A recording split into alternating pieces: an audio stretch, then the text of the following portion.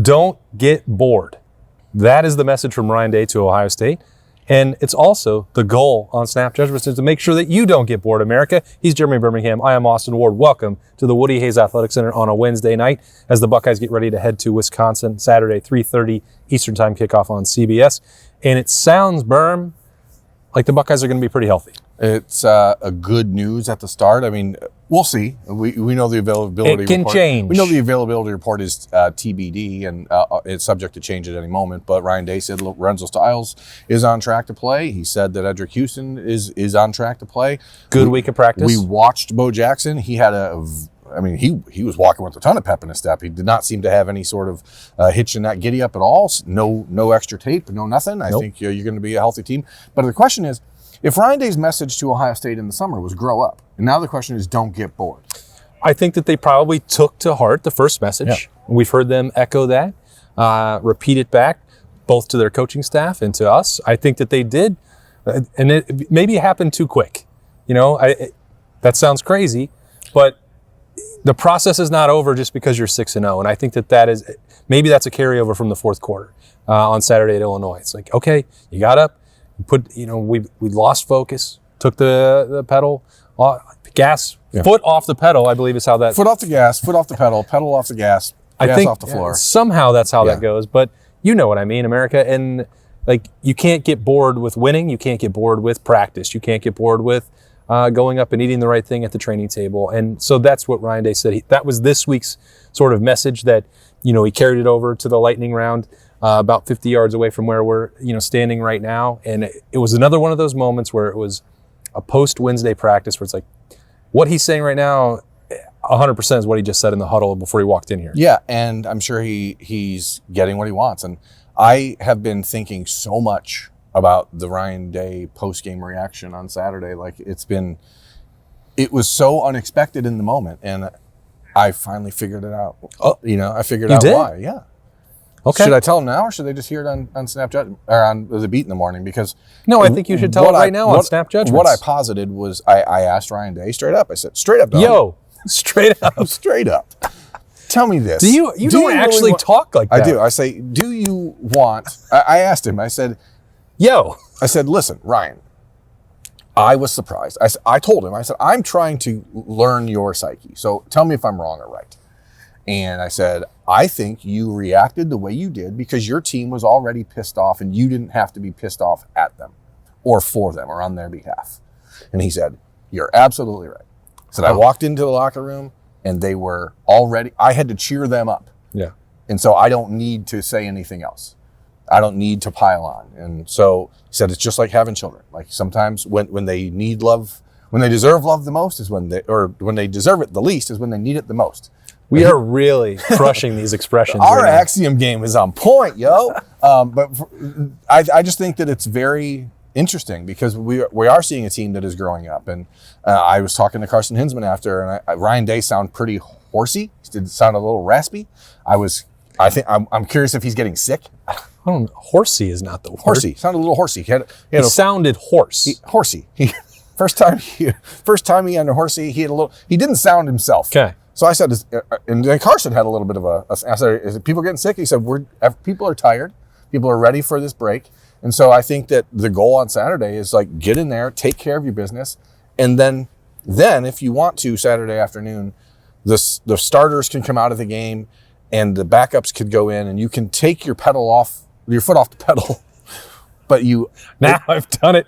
I've given it to him. You can take your foot off the pedal except for the guys who come into the game at that point. Yeah. And that was the issue because I talked to some folks as they were leaving the practice field tonight. It was like when he forced the starting defense to go back out there. It's like, we didn't want to do that. That wasn't what we were hoping for, but everybody's got to execute to enable these opportunities to, get to the off week or get through the win over Illinois and on to the next one. And I think that's really to me why, and I've already been more optimistically viewing what happened on Saturday, the win and the value of it. But I think you can take the fourth quarter and the lack of focus and the deceleration on the pedal and be like, well, that's an important reminder for this team and an opportunity for growth or to grow up.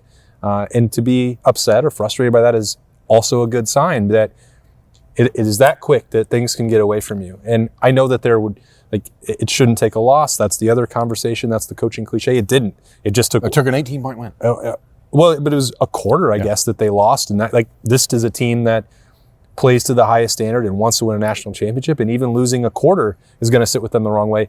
Even in a game that was well in hand, and the human nature is that you're probably going to be able to coast to the finish line, which they did, and put your arms around a wooden turtle, which they did. Yeah. And now there's no rivalry trophy for this game on Saturday at Wisconsin. They're also favored by twice as many points. You might get ahead on a pike if you do things the right way.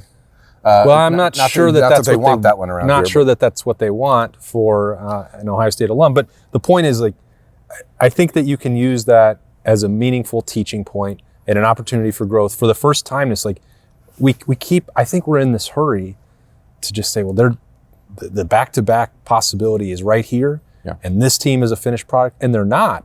They're still, all the things that we've nitpicked, Ohio State's aware of them. Yeah. They turn on the film, they cut that tape on, and they know that they can still get better. And some of this you can only experience through experience, and that's the only way to get better. So I think maybe that's too optimistic of a viewpoint on it, but I think that message has resonated. No, and the reality is that there are different senders of different messages and different people receiving messages.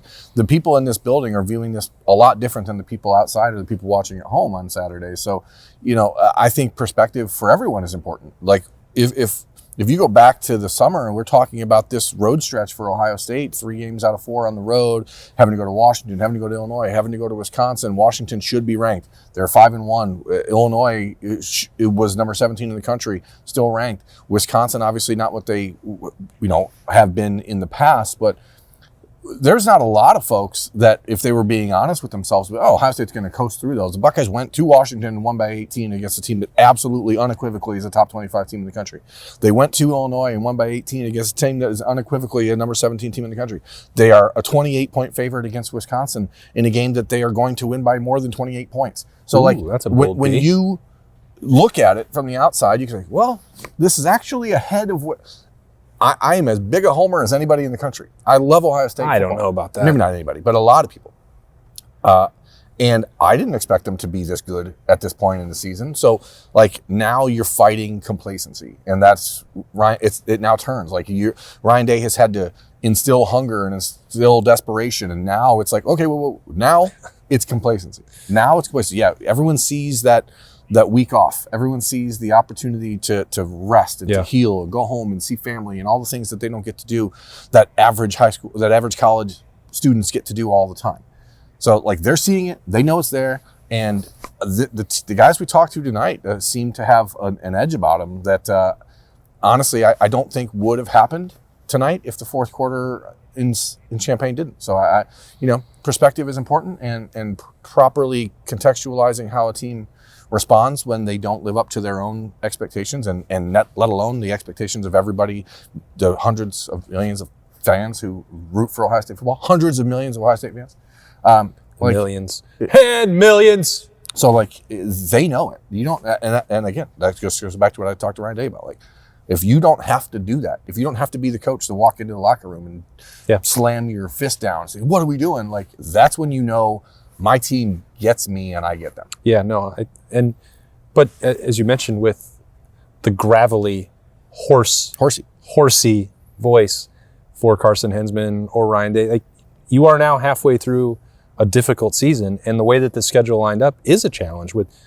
It could be any 3 road trips in the Big Ten. They're going to be taxing physically. And when you look at some of, feels like every time Caden Curry walks off the practice field, there's another gadget attached to his body. Edric Houston, I didn't see anything on his knee or ankle as he left the practice field, but he now had something on his arm. So I don't know if it was... CJ Donaldson had a whole row of different things. I don't know if that's just swag surfing or not. But. It could be. I know that with Edric Houston it wasn't. That was more protection, and that was a different kind that I'd seen him wear before. So, and when we mentioned, Bo Jackson coming off the field, or this is that part of the year.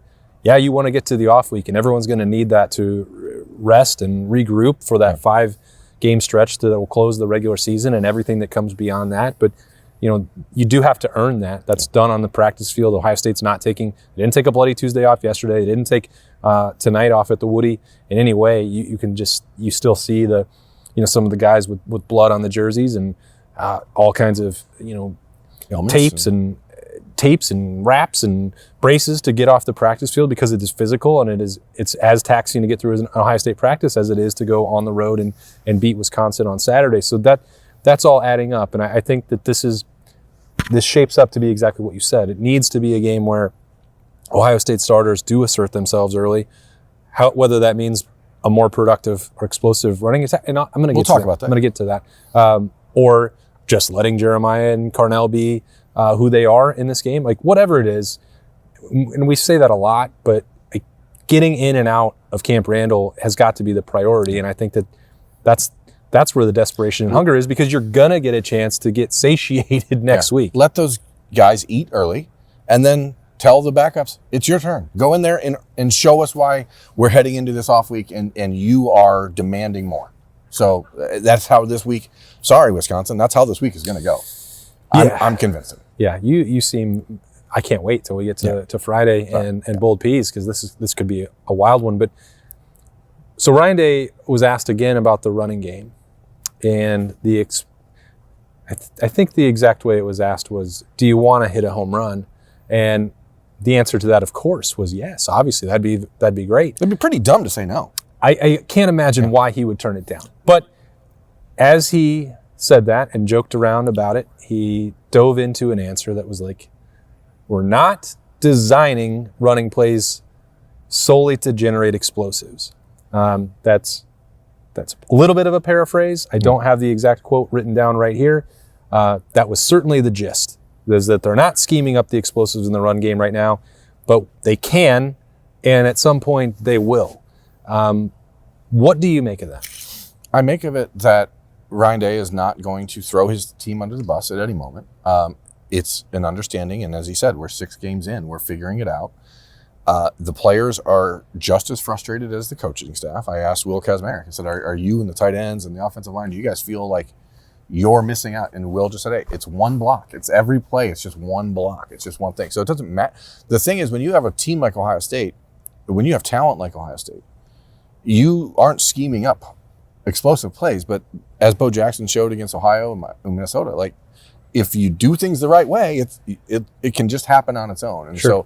So, I think that you're seeing a team that is understanding there's some inefficiencies. I asked Carson Hindeman, I said, how important is a run game coordinator? What is the difference between last year and now? And he said it's not really schematic or anything. He said it's just we're learning different things. So it's not like they've thrown away all the concepts. They haven't thrown it. Justin Fry, he said, was much more of an NFL guy, and things were taught a little different. And they're just going through some learning of what Tyler Bowen wants, of what Charles Dickey wants, of what Marcus Johnson wants. So like, you are getting all of these opinions, all these voices. And again, it's not like we're talking about an offense or a run game that is anemic. They're just not doing what we expect Ohio State to do. A lot of teams around the country would die for Ohio State's run game. So like, I think Ryan is trying very hard to be careful to not overreact to something that, he continues to say things like, well, we got short yardage rushes. Like, you have to consider those are counting. I don't know how many 1-yard touchdowns they've had. More than a lot. Yeah, I mean, so like those. Because, and I said this on Saturday, Berm, where they got first and goal on the 4, and I was like, there's going to be 4 plays right here, and on the 4th, C.J. Donaldson's going in the end zone. Now, they got there in 3, but like that's the thing. Those are negatively affecting them, and I know it is more difficult to run down in the red zone, but it's like I almost knew exactly how the entire sequence was going to play out. Yeah, well, that to me, and that continues to be the bigger picture issue, if we're going to put in a touch of nit and picking it in this episode of Snap Judgments, because it's not about anything to me other than being predictable in those settings. Yeah. And we watched what Illinois did at the 1-yard line, and like, if Ohio State did something like that, people were like, holy moly. Now that would wrinkle my brain. Now you got to be like, oh my gosh, Ohio State can do that? Like, the Buckeyes are just so content in games against opponents that are not talent equated to just move along, to just keep going through it. And I think Ryan Day is in some ways trying to like reorient the way that we cover this stuff to say, you guys are viewing this wrong. Like, yeah, we want explosives, but what matters more is 4.5 yards every time you carry the football. Like, that does matter more. Yeah, you want to hit a home run sometimes, but it's an interesting discussion. If you swing for a bunch of home runs, then sometimes you strike out. Yeah, it is an interesting discussion. But I think because everything else around this program is just so good that you like, well, this is the one thing. This is the thing that isn't perfect. And this is the thing you can't just, well, it's 3rd and 7. We're going to get a first down here. If we just throw it to Carnell or Jeremiah, it's a first down. Boring, right? Like, this is like, oh, this is what we can work on. This is the rock we're trying to break. And so eventually it's going to break. And Ryan Day is going to walk into a press conference and be like, see, told you, everything's fine. Yeah. One thing I heard. He's going to say, keep swinging. One thing I heard, and make of this what you will. One thing that was said to me was, I was told, please remember that there is no Travion Henderson and Quinshon Judkins running behind this offensive line right now. And the running backs themselves are also learning and trying to see things different. Like, you're dealing with the loss of 2 borderline first-round picks from a year ago.